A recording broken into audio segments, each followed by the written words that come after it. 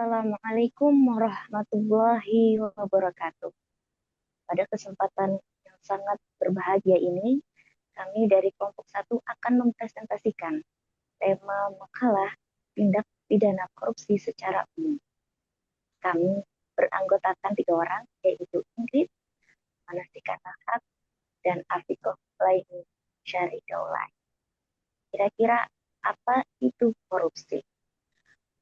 Pertama-tama kita harus mengetahui pengertian korupsi. Korupsi adalah istilah yang berasal dari bahasa Yunani, yaitu koruptio, yang berarti perbuatan yang tidak baik, buruk, curang, dapat disuap, tidak bermoral, menyimpang dari kesucian, dan melanggar norma-norma agama secara material, mental, dan hukum. Menurut hukum di Indonesia, pengertian korupsi adalah perbuatan melawan hukum dengan maksud memperkaya diri sendiri ataupun orang lain, baik perorangan maupun korporasi, yang dapat merugikan keuangan negara ataupun perekonomian negara. Menurut Kamus Oxford, pengertian korupsi adalah perilaku tidak jujur atau ilegal, terutama dilakukan oleh orang yang berwenang. Menurut Kamus Besar Bahasa Indonesia, pengertian korupsi adalah penyelewengan atau penyalahgunaan uang negara seperti perusahaan atau organisasi, yayasan, dan sebagainya untuk keuntungan pribadi ataupun orang lain. Pengertian korupsi selanjutnya akan dijelaskan oleh rekan saya, yaitu Afika. Baik, terima kasih Manasika Nalhaq.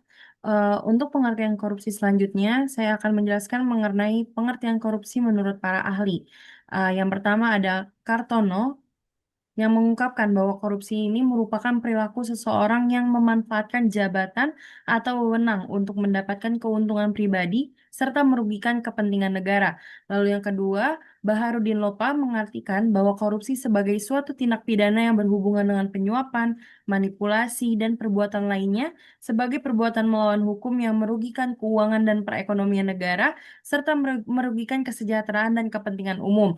Lalu selanjutnya ada pendapat Haryat Moko yang menyatakan bahwa korupsi ialah usaha yang menggunakan kemampuan campur tangan jabatan yang didudukinya untuk menyalahgunakan keputusan, informasi, uang, pengaruh, atau kekayaan untuk kepentingan yang menguntungkan diri sendiri. Kira-kira apa aja sih jenis-jenis korupsi? Jenis-jenis korupsi akan diterangkan oleh rekan saya, yaitu Ingrid.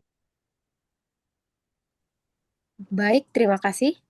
Di sini jenis korupsi diatur dalam 13 pasal di UU 31 tahun 1999 dan perubahannya yang kemudian dirumuskan menjadi 30 jenis tindak pidana korupsi.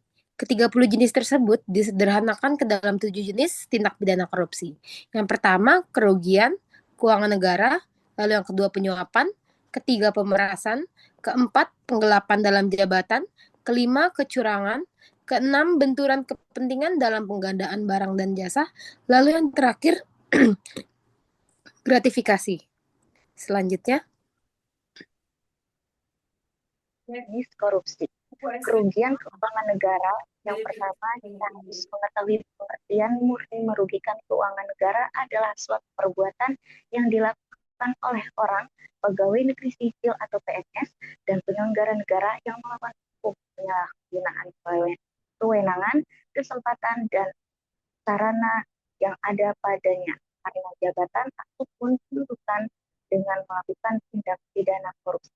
Dasar hukumnya yaitu jenis korupsi yang terkait dengan kerugian keuangan negara atau dalam pasal 2 dan pasal 3 Undang-Undang 31 tahun 1999 untuk putusan MK nomor 25 garing PUU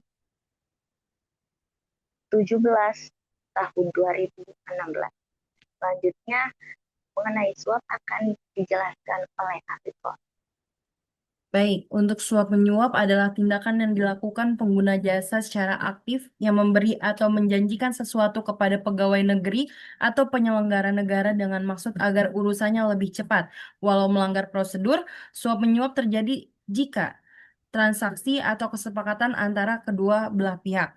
Untuk dasar hukumnya sendiri, Korupsi yang terkait dengan suap menyuap diatur di dalam beberapa pasal Undang-Undang Nomor 31 Tahun 99 dan perubahannya yaitu pasal 5 Undang-Undang Nomor 20 Tahun 2001, pasal 6 Undang-Undang Nomor 20 Tahun 2001, pasal 11 Undang-Undang Nomor 20 Tahun 2001, pasal 12 huruf A, B, C, dan D, Undang-Undang Nomor 20 Tahun 2001, dan pasal 13 Undang-Undang Nomor 31 Tahun 1999. Selanjutnya, bagian pemerasan dan jenis korupsi lainnya dilanjutkan oleh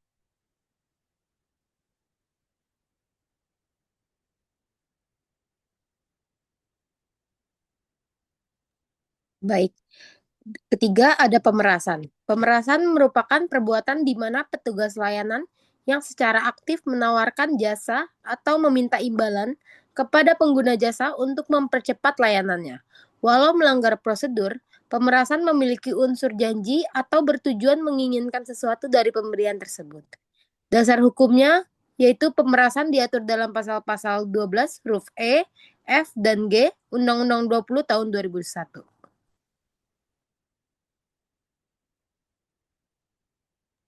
Lalu yang keempat, penggelapan dalam jabatan. Penggelapan dalam jabatan adalah tindakan dengan sengaja menggelapkan uang atau surat berharga, melakukan pemalsuan buku-buku atau daftar-daftar yang khusus untuk pemeriksaan administrasi, merobek dan menghancurkan barang bukti suap untuk melindungi pemberi suap, dan yang lain-lain. Dasar hukumnya, ketentuan terkait penggelapan dalam jabatan diatur di dalam pasal 8 Undang-Undang 20 tahun 2001, pasal 9 Undang-Undang 20 tahun 2001, serta pasal 10 huruf A, B, C Undang-Undang 20 tahun 2001. Lalu yang kelima, perbuatan curang. Perbuatan curang dilakukan dengan sengaja untuk kepentingan pribadi yang dapat membahayakan orang lain. Dasar hukumnya ada di pasal 7 ayat 1 Undang-Undang 20 tahun 2001. selanjutnya yang nomor 6 yaitu benturan kepentingan dalam pengadaan barang dan jasa.